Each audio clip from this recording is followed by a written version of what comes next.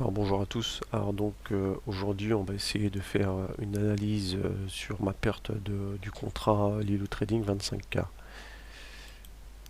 Alors pour cela je vais vous présenter un peu les objectifs, ensuite on va étudier l'ensemble des trades passés et enfin on fera un petit résumé sur cela. Donc toujours un petit rappel en vous disant que le trading est une activité dangereuse avec des risques de perte de capital. Donc cette vidéo elle a juste une portée pédagogique et informative. Ce ne sont pas des conseils en investissement ni une incitation. Alors aussi petit rappel sur la chaîne Magic Trading. Donc cette chaîne vous propose des analyses techniques et fondamentales des marchés financiers, partage de connaissances, tutoriels et assistance. Voilà, la motivation et beaucoup de psychologie. Donc n'hésitez pas à nous suivre. Alors je vais rappeler les objectifs de cette présentation. Alors donc j'avais réussi le test Lilou 25K. Donc avec pour objectif 1500 $ de gain. Donc l'idée c'est maintenant de pouvoir gagner de l'argent après avoir obtenu un contrat. Donc toujours pareil, je travaille sur le Nasdaq et le micro Nasdaq. Et l'objectif donc c'était de pouvoir faire 30 jours de trading minimum pour récupérer ses gains. Trader avec 3 contrats maximum par trade et avec un objectif de 1600 $, sachant qu'à partir de 1600 $ on peut récupérer nos gains. Et le but c'était de ne pas perdre 1500 $, donc d'atteindre le minimum de perte, le maximum de perte, pardon. Alors pour cela, donc, je vais vous présenter un petit peu les trades que j'ai effectués lors du contrat que j'ai effectué. Donc c'est parti. Donc ici on a l'ensemble l'ensemble des trades que j'ai effectués. Alors on peut voir déjà que j'ai perdu mon contrat en à peu près 6 jours, même pas 6 jours, 6 jours de trading. Donc ça a été très rapide. 1, 2, 3, 4, 5, 6. 1, 2, 3, 4, 5, 6, 7. Non, 7 jours. Alors, donc je suis parti sur la même stratégie de trading que lors de ma précédente présentation. Donc on peut voir rapidement aussi quel constat on peut faire, c'est que mes gains sont très petits et on constate que mes pertes sont assez élevées, quoi. Donc ça c'est le premier constat qu'on peut faire. On constate aussi qu'il y a une journée qui a été fatale pour moi, c'est la journée, les 2 journées du 9 et du 10, où là j'enchaîne successivement de grosses pertes. Et là on peut dire que là c'était quasiment terminé pour moi, parce que j'atteignais vraiment des pertes conséquentes, hein. Là on est vraiment sur de mauvais trades. Donc voilà la présentation principale. Alors qu'est-ce qu'on peut dire par rapport à ça aussi, c'est que il y a eu vraiment des trades avortés. Bon là c'est à la rigueur c'est très bien, on voit que je respecte un peu ma règle de trading. Euh, alors typiquement aussi ce que j'ai constaté c'est que j'attendais pas beaucoup après une annonce économique. À savoir, par exemple ici à 14h30 il y avait une annonce. Normalement j'attends à peu près une dizaine de minutes, voire 8 minutes, et là j'enchaîne direct. Donc ça prouve beaucoup d'impatience dans les trades. Certains trades ont été coupés trop tardivement. Donc ça c'est pas bon aussi. Et en fait ce qui a été fatal pour moi c'était de vouloir me refaire après une grosse perte. Et là c'est clairement cette journée-là du 9 et du 10 c'est clairement une perte de contrôle, hein, où j'ai voulu systématiquement me refaire et c'était perte sur perte et j'ai enchaîné à chaque fois. Donc là j'ai perdu pied et j'ai perdu tout espoir. Donc on peut dire que c'est vraiment un souci de psychologie et de non-respect des trades. Sachant que j'ai eu un souci aussi de slippage, savoir que lorsque j'ai lancé un trade, j'étais dans le vert et ensuite le temps que mon trade soit clôturé, le temps que ça passe, et ben je suis retourné dans le rouge.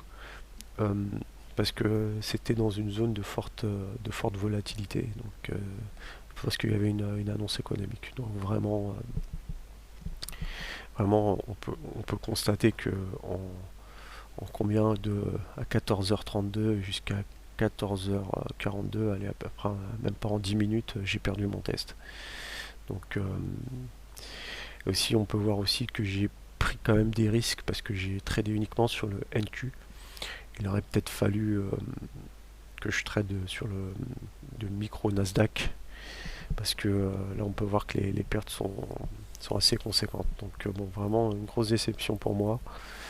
Donc on va continuer à analyser tout ça. Alors aussi une vision globale sur mes journées de trading. Donc on peut voir que j'étais très rarement dans le vert et que la journée du 9 et du 10 a été fatale, quoi. Là, il n'y avait plus rien à faire. Donc très très très mauvais trade. Alors maintenant une vision aussi globale sur l'ensemble des trades. Alors bon, un Masrodon qui a été largement atteint. Par contre, le point positif qu'on peut voir, c'est que j'ai quand même un pourcentage de 60% de réussite de trade, ce qui est plutôt pas mal. Par contre, beaucoup trop de trades. J'ai fait beaucoup trop de trades. Normalement, j'en fais beaucoup moins. Donc après, le fait que ce soit à l'achat ou à la vente, bon, les statistiques sont à peu près les mêmes. Même si bon, je suis quand même plus positif sur les contrats acheteurs. Sachant que le Nasdaq, bon, il est toujours croissant, donc il faut continuer. C'est mieux de se positionner à l'achat, mais bon, vu qu'on est en mode scalping, c'est totalement différent. Donc voilà, c'est pour cette analyse globale. Enfin, voilà, je vais tenter de résumer un petit peu ce qui s'est mal passé et pourquoi ça s'est mal passé. Alors, premièrement, on peut dire que c'est pas par hasard que à peu près 90% des traders perdent de l'argent. Donc c'est normal, donc faut l'accepter de toute façon, parce que c'est une activité qui est très difficile et qui demande du temps. Donc on est là pour apprendre, on est en apprentissage. Donc voilà, mon résultat respecte cette moyenne. Donc à partir de là, il faut l'accepter. Alors j'ai eu un souci de slippage lors de forte volatilité, donc attention lorsque vous tradez, lorsqu'il y a beaucoup de volatilité, faites attention que vos ordres passent, parce que généralement ils vont passer mais tardivement, et en scalping ça peut être très dangereux, vous pouvez passer du vert au rouge.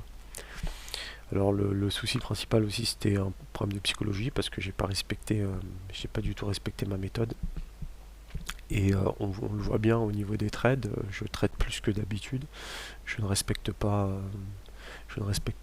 mon plan de trading, donc évidemment cette psychologie-là, je ne l'ai pas respectée. À savoir qu'il y a eu un non-respect des règles de trading. Il y a aussi je pense, une cupidité et le fait d'espérer de l'argent facile. À savoir qu'une fois qu'on a reçu le test, on pense qu'on est vainqueur et qu'on peut gagner énormément d'argent, alors qu'en fait on est vraiment il faut rester humble et rester sur ses trades. Je pense aussi que je me suis mis beaucoup de pression pour rien au final. Je pense que ça servait à rien de s'ajouter de la pression dans ce type de test. Enfin, je dirais qu'il ne faut pas essayer de récupérer ses pertes, notamment pour les 2 journées où j'ai fait de grosses pertes. Donc à un moment donné, quand on perd beaucoup, je pense qu'il faut s'arrêter totalement, s'arrêter de trader. Au moins un jour, le jour où on traîne, on arrête et se remettre en question, analyser, essayer de comprendre ce qui ne va pas. Essayer de récupérer ses pertes, c'est enchaîner des des trades rouges et on perd notre contrat. Donc c'est ce que j'ai fait, j'ai perdu les pieds psychologiquement et ça c'est pas bon.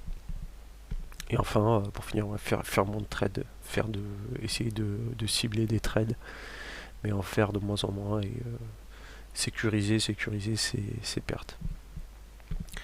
La conclusion de tout ça, c'est que le trading, c'est de la psychologie à 90%. Et ben, il faut travailler psychologiquement pour remonter ses pertes. Donc rien n'est perdu, mais c'est une bonne leçon. Donc j'encourage tout le monde à analyser ses trades et comprendre pourquoi ça n'a pas fonctionné.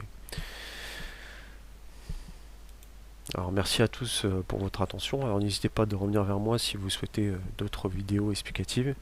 Je les ferai avec plaisir pour vous motiver et pour vous montrer aussi comment, comment avancer dans le trading. Et voilà, vous pouvez voir que je suis toujours transparent et c'est très important pour pouvoir progresser et être confiant dans notre trading. Voilà, merci à tous, au revoir.